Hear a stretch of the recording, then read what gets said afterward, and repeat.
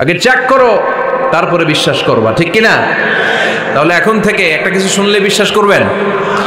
একজন এসে বলল, ভাইজান আপনার মেয়েরা দেখলাম আরেক ছেলের সাথে বাজারে ঘোরাফেরা করে, ওই রমনার বটমূলে দেখলাম আপনার মেয়ে আরেক ছেলেরে নিয়ে ফষ্টি নষ্টি করে, লোকের কথা বিশ্বাস করে বাসায় যে মেয়ের চুলের মধ্যে ধরে মাইর, আইজো মায়ের কাইলো মাইর। এরকম হইতে পারে না? হয়তো ওই লোক আপনার মেয়ের মতো দেখতে আরেক মেয়েকে দেখছিল। এরকম হয় কিনা সমাজে? একজন এসে বললো, ভাই আপনি এখানে ভাবিরে তো দেখলাম ওই জায়গায় আরেক লোকের সাথে ঘোরাফেরা করতেছে, খবর রাখেন না বাসা? আপনি রেগে মেগে, ঘটনা কি? আমার খেয়ে আমার পরে আরেকজনের সাথে, যে এই বাড়িতে যে মায়ের, কোনো কথা নেই। দেখবেন যে ছোট্ট মারামারি থেকে এই ঘটনা অনেক সময় বিচ্ছেদ বা ডিভোর্স পর্যন্ত গড়ায়, ঠিক কিনা? ওই যে শোনা কথায় কান দিচ্ছেন, ফাতাবাইয়ুন, আপনি চেক করেন নাই। হয়তো আপনার স্ত্রীর মতো দেখতে বা আপনার স্ত্রী যে জামা পরে, যে পোশাক পরে, এরকম পোশাক পরে আরেক নারীকে দেখছে, আপনার বউ না এটা। আপনার মেয়ের ব্যাপারে যে তথ্য দিয়েছে এটা সঠিক নয়, সে আপনার মেয়ের মতো আরেকটা মেয়েকে দেখেছে, এসে আপনার কাছে বলে দিছে, আপনি বিশ্বাস করছেন। ভেজাল আছে না নাই? এই ভেজালগুলোকে থামানোর জন্য কোরআনে এই বিধানগুলো নাজিল করেছে কে? তাহলে ফরিদপুরের ভাইয়েরা, সমাজটারে সুন্দর রাখার তথ্য একটা শুনলেই বিশ্বাস করবেন না। সিলে কান নিয়ে গেছে শুনলেই সিলের পিছনে দৌড়, নাকি? কি করবেন?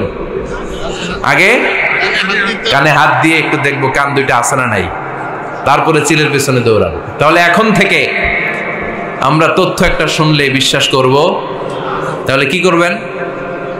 বলতে হবে কি করবেন? যাচাই বাছাই, জাস্টিফিকেশন অফ দ্য নিউজ। কোন নিউজ জাস্টিফিকেশন ছাড়া আমরা প্রচার করব, বিশ্বাস করব, শেয়ার করব না। আল্লাহ বললেন, ইয়া আইয়ুহাল্লাযীনা আমানু লা ইয়াসখার কওমুম মিন কওম। ওহে আমার ঈমানদার বান্দারা, শোনো শোনো, খবরদার কখনো কোনো মুমিন বান্দারে ঠাট্টা করো না, অবজ্ঞা করো না, ঠাট্টা করো না। তার মনে কষ্ট হয় এমন কোনো কথা তারে বলো না। নেভার স্কপ অফ এনিবডি, কাউকে নিয়ে ঠাট্টা করবেন না। তার দেহ নিয়ে, তার আকৃতি নিয়ে, তার বংশ নিয়ে। এক লোকের বাবা ছিল চোর, কিন্তু তার ছেলে অনেক ভালো। আপনি কি তারা বলতে পারবেন তুই চোরের ঘরের চোর? বলতে পারবেন? চুরি করছে বাবা, ওর কি দোষ? কথা বলেন। এগুলো কবিরা গুনাহ। আওয়াজ করে বলেন তো কি গুনাহ? কবিরা গুনাহ। কারো আকৃতি নিয়ে, আমার ফরিদপুরের কলিজার টুকরা যুবক ভাইরা, কারো আকৃতি নিয়ে কখনো অবজ্ঞা করবে না, তুচ্ছ জ্ঞান করবে না। এটা কবিরা গুনাহ, এটা আল্লাহ খুব অপছন্দ করেন। এর কারণ আকৃতিটা আমাদের হাতে নাই। আমাদের কারো নাক লম্বা, কারো খাটো, আমরা কেউ কালো, কেউ সাদা, আমরা কেউ স্মার্ট, কেউ অন্যরকম। তো এই যে আমাদের এক এক ধরনের আকৃতি, এটা কি আমি বানাইছি? আপনি বানাইছেন? দিছে কে? এই জন্য কারো দেহের গঠন নিয়ে যদি আপনি অবজ্ঞা করেন, এটা প্রক্ষান্তরে আপনি স্রষ্টাকে নিয়ে অবজ্ঞা করলেন। কারো দেহের আকৃতি নিয়ে যদি আপনি তুচ্ছ করেন, তাকে তুচ্ছ করেননি, আমার রবকে আপনি তুচ্ছ করেছেন। চিল্লায় বলেন ঠিক কিনা? খবরদার, তুই কালু, তুই লম্বু, তুই মোটু, তুই কানা, তুই রোহিঙ্গা, আছে না নাই? ইদানিং ইদানিং এটা খুব চলে।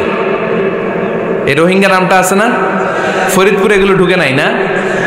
আমাদের ওইদিকে দেখি কি অবস্থা, কারোর সাথে কেউ লাগলে তুই রোহিঙ্গা। কি আশ্চর্য, এই গালি কবে আসলো? হ্যাঁ, অনেক ধরনের গালি। ঢাকায় আর একটা চলে ফইন নির্বুত, কি বলে? এই এগুলো আগে শুনি নাই আমরা, রিসেন্ট এগুলো বলা শুরু করছে। ফইন নির্বুত, রোহিঙ্গা না, এগুলো বলে আপনি কাউকে অবজ্ঞা করতে পারবেন? পারবেন না। খবরদার, এটা কবিরা গুনাহ, এটা ছোট গুনাহ মনে করবেন না। কারণ আকৃতি নিয়ে তুচ্ছ করা যায় না, কারণ আকৃতি দান করেছে কে? হুয়াল্লাযী ইউসাউইরুকুম ফিল আরহামি কাইফা ইয়াশা লা ইলাহা ইল্লা হুয়াল আজিজুল হাকীম। তিনি এমন সত্তা যিনি তোমাদের চেহারার অবয়ব দিয়েছেন, তোমাদের আকৃতি দান করেছেন তখন যখন তোমরা মায়ের পেটের ভেতরে ছোট্ট জোকের মতো ছিলা। মায়ের পেটের ভেতরে আমরা যখন সবাই এত ছোট্ট, তখনই আমাদের চেহারার আকৃতি দিয়েছে কে? কে সুন্দর হব, কে ছেলে হব, কে মেয়ে হব, কে মোটা হব, কে চিকন হব? আমার ইচ্ছা হয়েছি? আওয়াজ করে বলতে হবে, কার ইচ্ছায়? প্রত্যেককে যদি আল্লাহ প্রত্যেকের নিজের চেহারা ডিজাইন করতে দিতেন, আল্লাহ যদি বলতেন তোমার চেহারাটা কেমন হবে তুমি ডিজাইন করো, তাহলে আপনি আপনারা কেমন বানাতেন? হ্যাঁ বলেন, ফরিদপুরের ভাইরা বলেন, সুন্দর করে বানাতেন তাই না? সবচাইতে স্মার্ট, সবচেয়ে সুন্দর করে আমি আমার চেহারাটা বানাতাম যদি আমাকে ডিজাইন করার সুযোগ দেওয়া হতো। কিন্তু এই সুযোগ তো আল্লাহ দেন নাই। ডিজাইন স্বয়ং করে দিয়েছেন কে? কোন নারীকে যদি আল্লাহ বলতে এই নারীরা তোমাদের চেহারা কার কেমন লাগবে তোমরা বানাও, প্রত্যেক নারী কি করতো? বিশ্ব সুন্দরী করে নিজেকে বানাতো। খুদ ধরার মতো কোনো জায়গা সে নিজের জন্য রাখতো না, ঠিক কিনা? কিন্তু এটা আল্লাহ দেন নাই। এই আকৃতিটা আমাদেরকে সরাসরি দান করেছেন কে?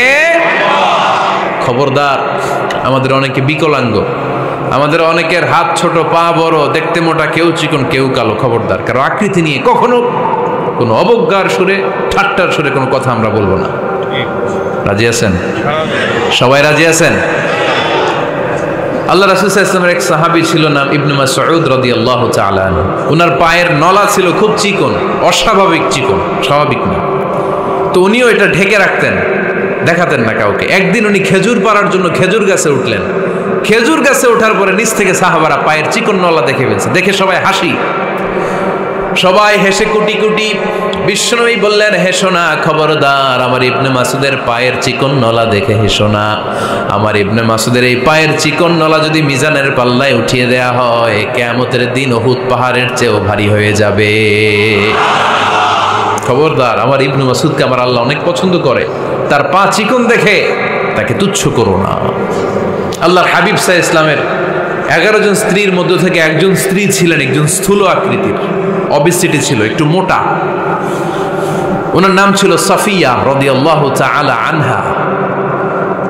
আম্মা জান আয়েশার সাথে একবার সাফিয়ার ঝগড়া। নবীদের বউদের মাঝে মাঝে মাঝে ঝগড়া হতো, তবে সেটা হতো মধুর ঝগড়া। সুবহানাল্লাহ পড়েন। আম্মা জান আয়েশা রাদিয়াল্লাহু তাআলা আনহার বাসায় একদিন বিশ্বনবী বসা ছিলেন। আরেকজন স্ত্রী, বিশ্বনবীর আরেকজন স্ত্রী রান্না করে কিছু খাবার আম্মা জান আয়েশার ঘরে পাঠিয়েছেন। এক দাসী দিয়ে বলল, যাও এটা আয়েশার ঘরে দিয়ে আসো, কারণ নবী আয়েশার ঘরে। আম্মা জান আয়েশা রাদিয়াল্লাহু তাআলা আনহা বললেন, এগুলো কি? ওই দাসী বলে, তরকারি। কে দিছে? অমুক স্ত্রী। কেন দিয়েছে? আমি কি রান্না করতে পারি না? তোমরা রান্না তোমরা খাও। এই কথা বলে পাতিল সহ উড়ায় মারছে চেহারার মধ্যে। এর কারণ ওনারা মানুষ ছিলেন, মানবীয় ব্যাপারগুলো ওনাদের মধ্যেও কাজ করত। আবার এক স্ত্রী ঝোল দিয়ে রান্না করে কিছু খাবার নিয়ে এসেছে। আম্মা জান আয়েশা রেগে মেগে ওই ঝোল নিয়ে ওই স্ত্রীর গালের মধ্যে মেখে দিয়েছেন। বিশ্বনবীর আরেক বউয়ের গালের মধ্যে ওই ঝোল লাগাই দিচ্ছে।